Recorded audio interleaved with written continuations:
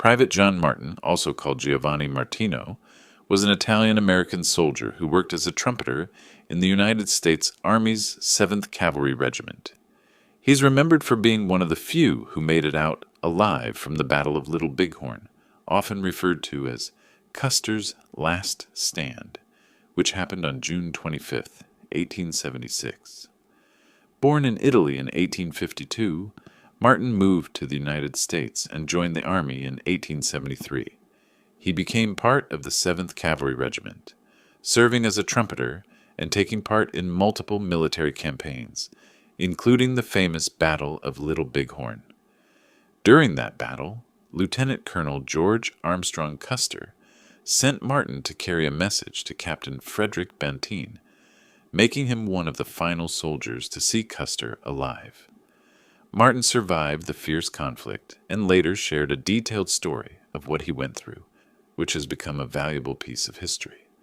Just before 8 in the morning on June 25th, my leader, Captain Benteen, summoned me and told me to go to General Custer as his orderly trumpeter. At that time, our regiment was a few miles away from the spot where the Rosebud and Little Bighorn rivers split. We had stopped there to brew some coffee after marching all night. We were aware that many Native Americans were nearby, as we had been passing through empty villages for 2 days and tracking a large trail from the Rosebud. On June 24th, we had also come across the remains of buffalo that had been recently killed and skinned. I went straight to General Custer himself, and he gave me a quick nod when I arrived. When I got there, Custer was speaking with an Indian scout named Bloody Knife, who was describing a huge village in the valley with hundreds of teepees and around 5,000 Sioux people. I sat a short distance away and listened to their conversation. I couldn't follow what Bloody Knife was saying, but from the questions Custer asked and his talk with the interpreter, I figured out what they were discussing. On the morning of the battle, General George Armstrong Custer was wearing a blue-gray flannel shirt, buckskin pants, and tall boots. He had on a standard company hat, and his yellow hair was trimmed short, not super short, but not long and curly like it used to be, falling onto his shoulders. Soon after, the general hopped onto his horse, riding without a saddle around the camp, speaking quietly to the officers and giving them instructions on what he needed them to do. By 8:30 a.m., the entire group was prepared to move out, and the scouts took the lead ahead of us. We trailed behind at a slow pace, starting about 15 minutes after the scouts. I rode roughly 2 yards behind General Custer. We kept a steady walking pace for around 2 hours until we reached a deep ravine, where we stopped. The general left us at the ravine and went off with the scouts. I stayed behind with the adjutant instead of going along. This was when Custer headed up to the crow's nest on the divide to check for the Sioux village that Bloody Knife had mentioned earlier. He was gone for quite a while.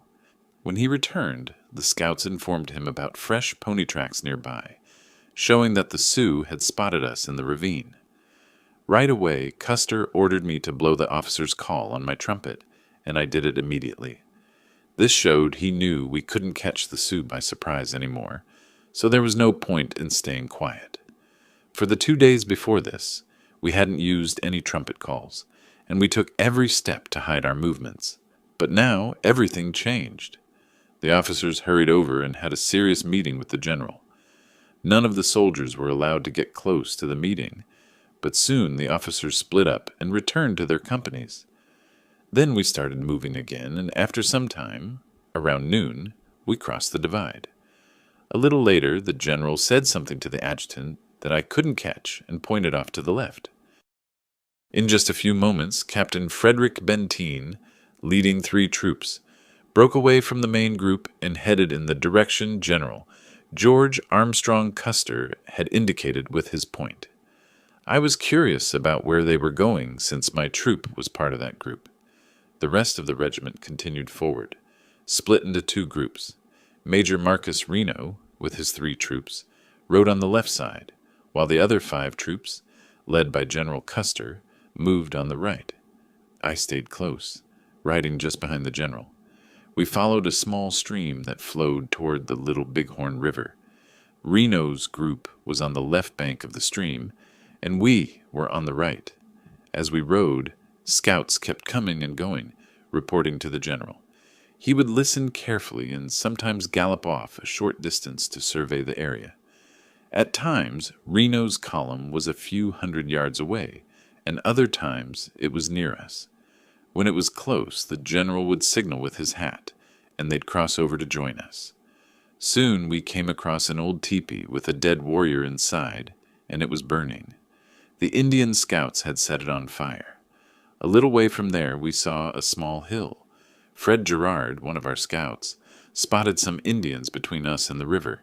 He shouted to the general and pointed them out, saying they were fleeing. The general ordered the Indian scouts to chase them, but they wouldn't go. Then he signaled to Major Reno, and when Reno rode up, the general told the adjutant to instruct him to head down, cross the river, and attack the Indian village. Custer said he'd support Reno with the entire regiment, explaining that he'd go to the other end to drive the Indians, and that Benteen should hurry to attack them from the center.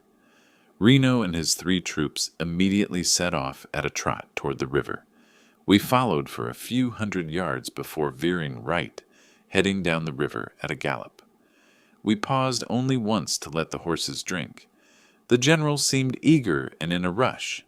After traveling a mile or two, we reached a large hill overlooking the valley. We rode around its base and stopped. Then the general took me with him to the hilltop, where we could see the village and the valley across the Little Bighorn River. It was a huge village, though we couldn't see all of it from there, but we didn't realize that at the time. Hundreds of teepees were clearly visible. We didn't see any warriors, only some women and children playing, along with a few dogs and ponies.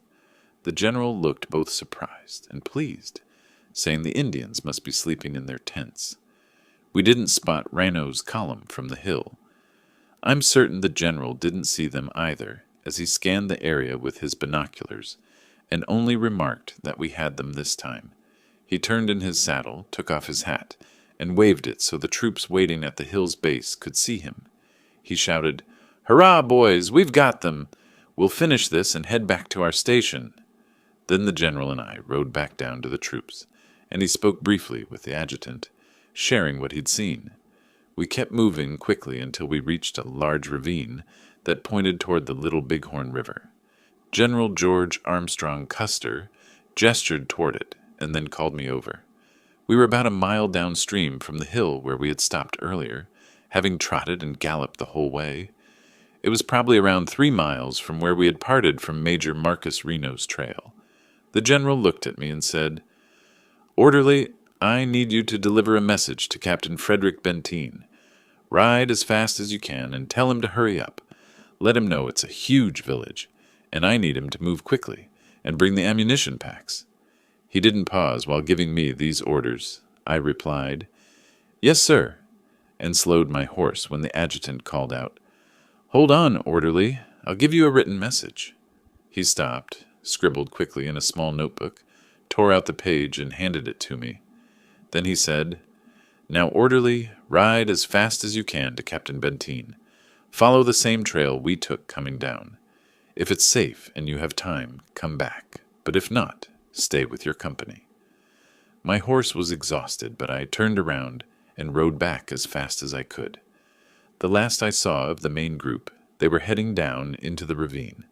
The gray horse troop was in the middle, galloping fast. The adjutant had told me to retrace our trail, so in a few minutes I was back at the same hill where the general and I had looked at the village. Before I reached it, I heard gunfire behind me. I turned and saw Indians, some waving buffalo robes, others shooting. They had been hiding, waiting for us. As I neared the top of the hill, I ran into Boston Custer. He was riding fast, but slowed his horse when he saw me and yelled, "Where's the general?" I pointedly back and said, "Right behind that next ridge. You'll find him." He raced off, and that was the last time anyone saw him alive.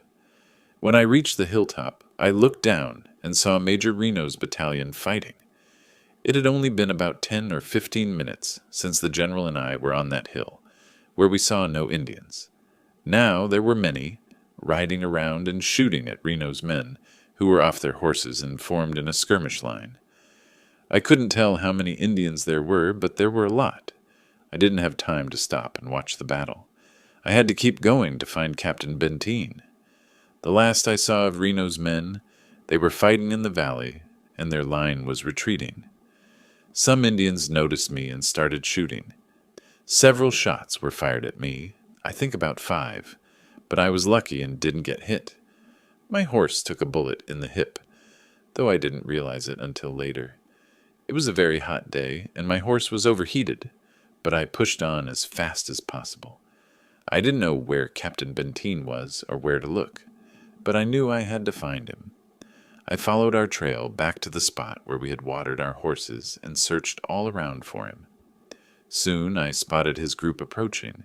I was riding at a slow jog by then. My horse was completely worn out, and I was scanning everywhere for Captain Benteen. As soon as I saw his command, I waved my hat and urged my horse forward, but he couldn't go any faster. It wasn't long before I spotted Captain Frederick Benteen. He was riding well ahead of his troops, moving at a quick trot with his orderly trumpeter by his side. The closest officer to him was Captain Thomas Weir, who led his troop about 200 or 300 yards behind. I saluted Captain Benteen, handed him the written message from General George Armstrong Custer, and repeated the general's words. It was a huge village, and he needed Benteen to hurry. Captain Benteen asked, "Where's the general now?" I told him the Indians we saw seemed to be fleeing, and I figured by now the general had probably charged into the village. I wanted to mention that Major Marcus Reno's men were fighting too, but Benteen didn't give me a chance to speak. He looked at my horse and said, "What's wrong with your horse?" I replied, "I think he's just worn out." Captain Benteen pointed and said, "Worn out? Look at his hip." That's when I noticed the blood dripping from a wound on my horse. He said, "You're lucky it was the horse that got hit and not you." By then Captain Weir had ridden up to us. Captain Benteen passed the message to him to read and told me to go back to my company. The soldiers gave me a fresh horse, and I rejoined my troop, riding along with them. The pack train carrying supplies and ammunition was close behind, maybe a mile away. I could see the mules moving, some walking slowly, others trotting, and a few running to keep up. We rode faster than the pack train could move, and soon it was out of sight, though we could still see the dust they kicked up in the distance. As we pressed forward, Captain Benteen led us toward the bluffs, where Major Reno's men had retreated after their fight in the valley. When we arrived, I saw Reno's troops looking shaken, some digging shallow holes for cover on what's now called Reno Hill. They had been hit hard by the Lakota and Cheyenne warriors, and many soldiers were wounded or missing. Benteen's troops, including my company, joined them, and we quickly set up a defense. The pack train arrived soon after, bringing the vital ammunition packs the general had requested. The Indians kept attacking, surrounding us on the hill. We fought back, firing from our positions as warriors rode around, shooting arrows and bullets. The fighting went on for hours, and we were under constant pressure. I stayed with my troop, doing my duty as a trumpeter, signaling orders when needed. It was a tough, desperate fight, with dust and smoke all around, and we didn't know what had happened to General Custer's group. By the next day, June 26th, the attack slowed down, and the Indians started to leave the area. We later learned that General Custer and his men had been overwhelmed and killed by the Lakota, Cheyenne, and Arapaho warriors, not far from where we were. I realized then how lucky I was to have been sent with that message, as it likely saved my life. Our group held out until more soldiers, under General Alfred Terry and Colonel John Gibbon, arrived on June 27th, finding us exhausted but alive on the hill. That's my story of surviving the Battle of Little Bighorn, a moment etched in my memory forever. If you were captivated by this first-hand tale, please smash that Chatsu like button to let us know you enjoyed it. Make sure to subscribe to our channel and tap the bell icon so you're notified every time we drop a new video. We'd love to hear from you. Leave a comment below sharing your thoughts on John Martin's incredible experience or suggesting other historical events you want us to explore. Get ready for our next video, where we'll bring you another heart-pounding eyewitness account straight from the pages of history. Can't wait to see you there.